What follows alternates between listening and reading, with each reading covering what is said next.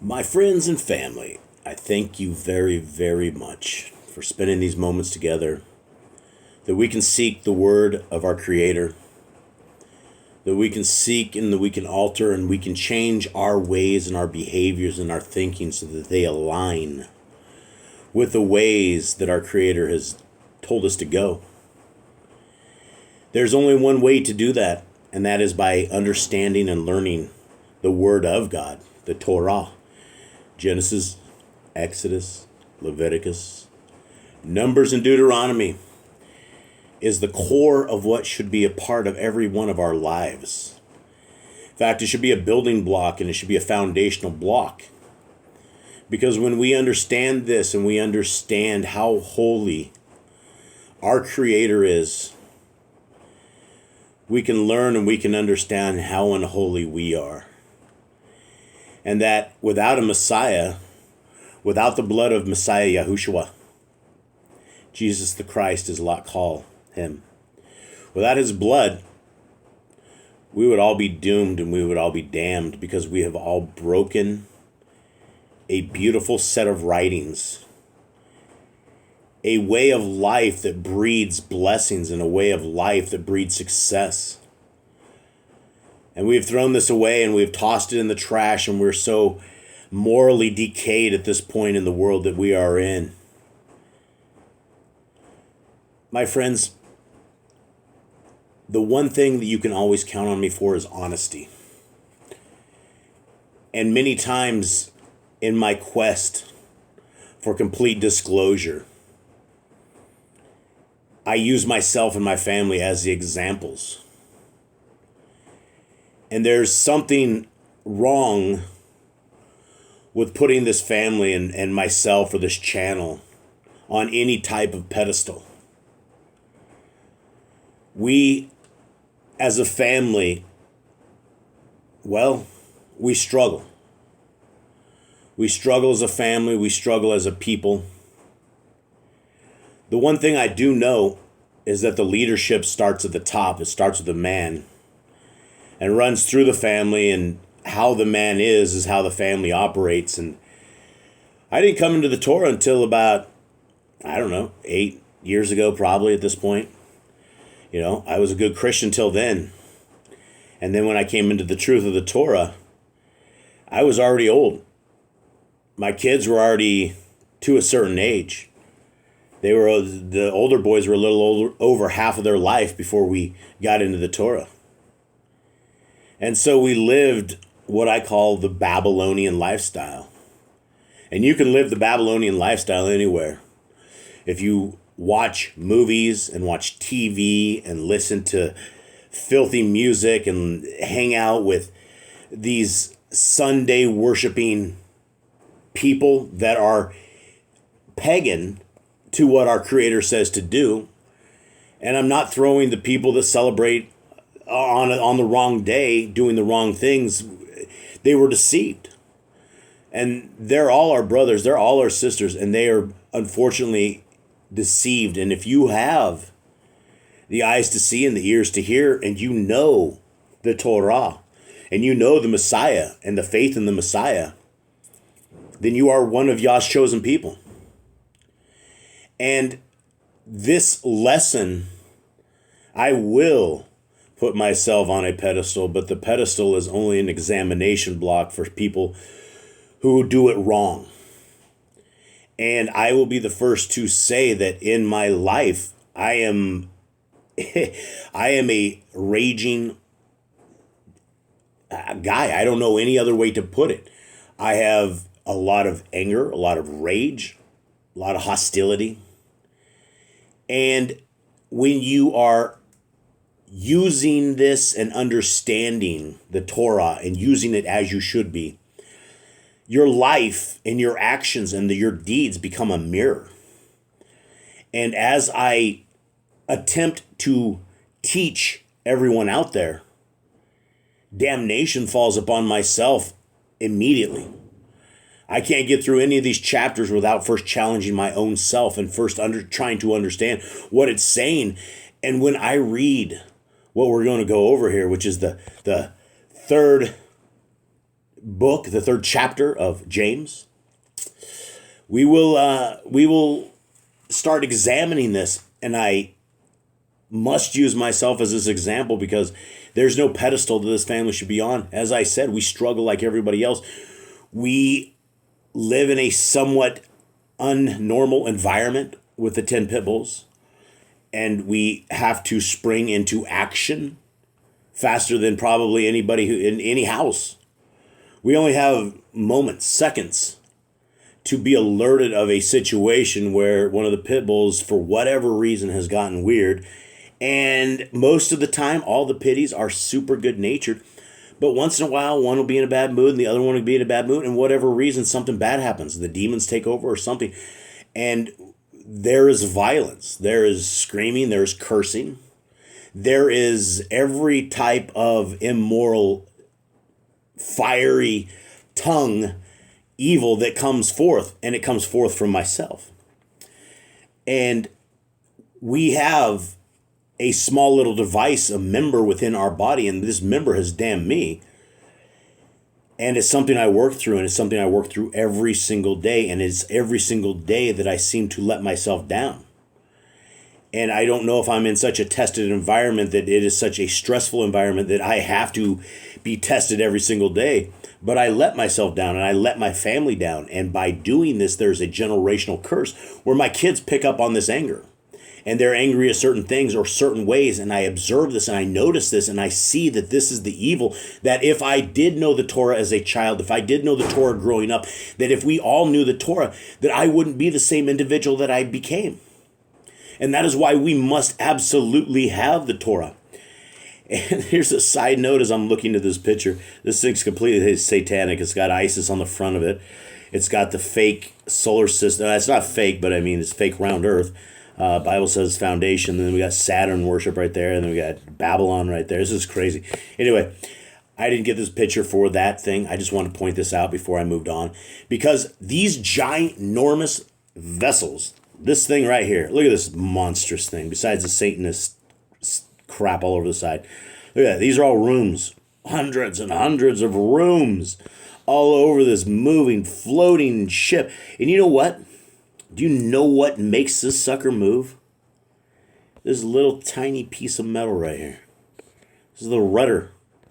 As I was doing research on this and looking at these boats and trying to observe myself in this mirror and trying not to forget what I look like, we look at this, and it is this simple little device right here that is able to move my giant vessel all around. It is able to emit great evil.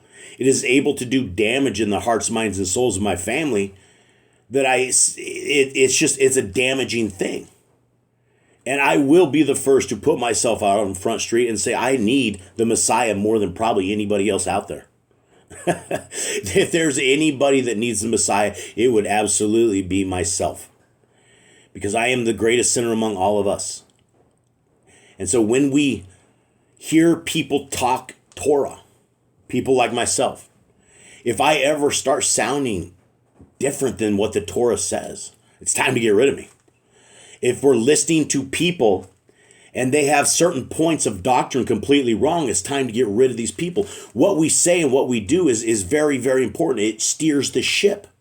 It is very, very important. All these teachers out there, the false teachers, Paul Nissan, he's a great guy. He's just a very nice guy, right? But we have to call it what it is. When you say the Messiah and the Creator are the same beings, and you teach that with venom in your words and saying how everybody else is completely wrong, when there's hundreds of scriptures that say our Messiah is different. It's the Son, the Father and the Son. We have to be careful of this as teachers, as people that are doing this. If we are teaching this wrong, we have a bigger problem. Why? Because we know what it is. And so when we have venom in our voice or venom in our heart, mind, and soul, when we say evil things that hurt others, we're going against a very important book, a book that condemns me, condemns hopefully some of you. As we look at ourselves in the mirror, let's begin James 3:1. Not many of you should become teachers, my fellow believers, because you know that we who teach will be judged more strictly. We all stumble in many ways. Anyone who is never at fault in what they say is perfect, able to keep their whole body in check. That's, well, how is this true? If you are never ever able to say something evil in your speak, you're perfect. How can you go wrong? If you're not saying wrong things, then the evil isn't going to be in your heart. This is all about the heart. This is all about the mind. This is all about aligning ourselves with our Creator's ways. And his ways aren't the gym's ways. We don't flip a gym light on when we come into holiness and righteousness with our Creator. We need to come to him in a humble fashion, in a respectful fashion. Verse 3. When we put bits into the mouths of horses to make them obey us, we can turn the whole animal. Or take ships as an example. Although they are so large and are driven by strong winds, they are steered by a very small rudder, wherever the pilot wants to go. Likewise, the tongue is a small part of the body, but it makes great boasts, guys. Consider what a great forest is set on fire by a small spark. He's putting a similarity between our tongues and a forest fire, and there is nothing so much true. Sticks and stones may break your bones, but words are the worst of all. What we say is what we will be condemned with on Judgment Day. We will give an account to every foul time, everything that we have said. We will be in judgment. Every day when I lose my patience and I blow it and I botch it, I will be replayed. On Judgment Day, I have an attorney. I know I have an attorney. And I hate to call upon my attorney, and I hope within time, as with age, that I get better with this and I get more patient and I learn patience and I destroy the demons of my past. That's for us to do, and we must keep seeking that path. We can't get comfortable in being a person who is breaking people with their tongues. The tongue also is a fire, a world of evil among the parts of the body. It corrupts the whole body, sets the whole course of one's life on fire, and is itself set on fire by hell. Wow. We have warnings, my friends. This is the New Testament. This is what people as Christians are supposed to believe. It's the New Testament, right? So we fall under this. Is this us when we weigh ourselves with a litmus test? Is our speech and is our tongue as our Creator would have? And even more, is it what the Messiah would say? Is it how he would act? Is it how we draw fish in? Is it how we bring people in? Is it how we are to be? Not patient? No. Verse 7, all kinds of animals, birds, reptiles, and sea creatures are being tamed and have been tamed by mankind, but no human being can tame the tongue. It is a restless evil full of deadly poison. With the tongue we praise our Adonai and Father, and with it we curse human beings who have been made in Yahuwah's likeness. Out of the same mouth come praising and cursing, my brothers and sisters. This should not be. Guys, this is what it is saying. It is that we can get on our hands and knees and pray to the Almighty God, but then we can look to our neighbor and we can use our tongues and we can do the damage that is undamageable. It is a bell we cannot unring. When we say evil things, we cannot undo them. And we won't. It is what comes from the heart. Verse 11, can both fresh water and salt water flow from the same spring? My brothers and sisters, can a fig tree bear olives or a grapevine bear figs? Neither can a salt spring produce fresh water. Who is wise and understanding among you? Let them show it by their good life, by deeds done in the humility that comes from wisdom. What does that mean? It says, who is wise among us? Well, then it tells us who it is. It is those who show it by their good life and by their deeds in humility that comes from wisdom. What is that? Well, when we have wisdom, when we are wise, it begins with the Torah. Even those who are stupid or retarded, if you have the Torah, are wise and beyond intelligent. That's all we need to succeed in life, because as long as we know what our Creator wants us to do and where He wants us to go, then we won't go astray. We don't have to be rocket scientists. We don't have to be great mathematicians. We don't have to do anything except be loyal and be faithful and choose our Creator who has already chosen us. And all we have to do is accept this. Verse 14, but if you harbor bitter envy and selfish ambition in your hearts, do not boast about it or deny the truth. Such wisdom does not come down from heaven, but is earthly, unspiritual, and demonic. And I don't know what version of Bible this is, because my wife gave this to me, or translation it is. But it is a good translation, and I'd like to read just what I read right there, because this is highlighted essentially for myself to peg into my skull and to push onto my family. That this right here is the key to this entire lesson. But if you have bitter jealousy, envy, and contention, rivalry, selfish ambition in your hearts, do not pride yourself on it and thus be in defiance of and false to the truth. This superficial wisdom is not such as comes down from above, but is earthly, unspiritual, animal, even devilish, demonical. For wherever there is jealousy, envy, and contention, rivalry, and selfish ambition, there will also be confusion, unrest, disharmony, rebellion, and all sorts of evil and vile practices. My friends out there, I know there's a lot of youth who listen to this, a lot of youngsters.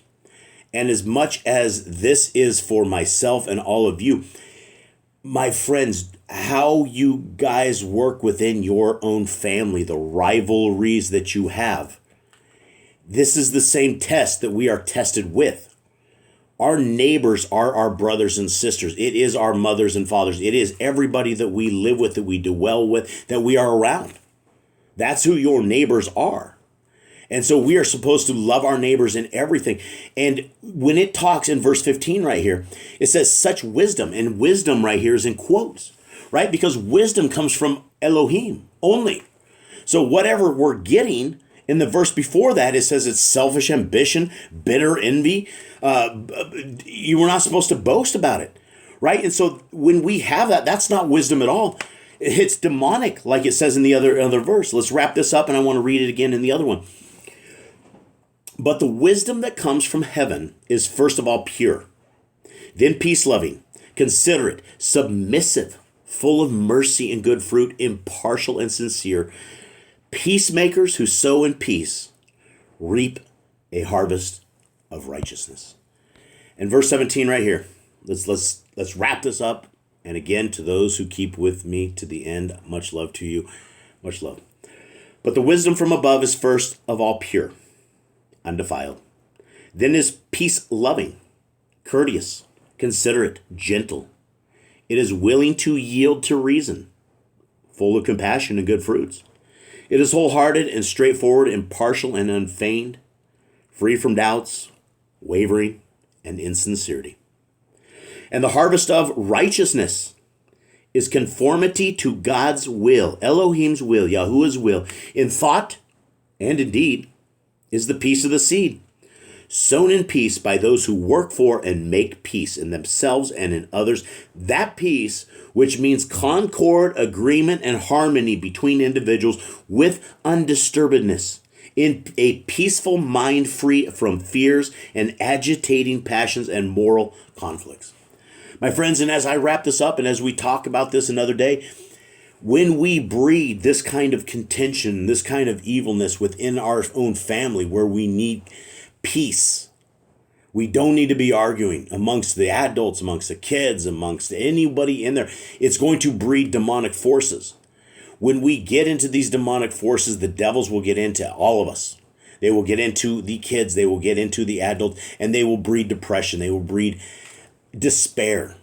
And right now, especially right now, where we are certainly in the end times, and we are certainly at a point where good is very rare and evil has taken completely over and is dominating, and the world that is coming is insane. It's here. We will all be tested. We will all be we will all be shown whether or not we are loyal to our Creator and His Son, Yahushua. Revelation 14:12. It is those who have the faith in Messiah Yahushua and those who keep the commandments of Yahuwah. With that, guys, I'm going to wrap up. Much love to everybody out there. Have a wonderful day or night wherever you guys are at across this plane, and I'm out.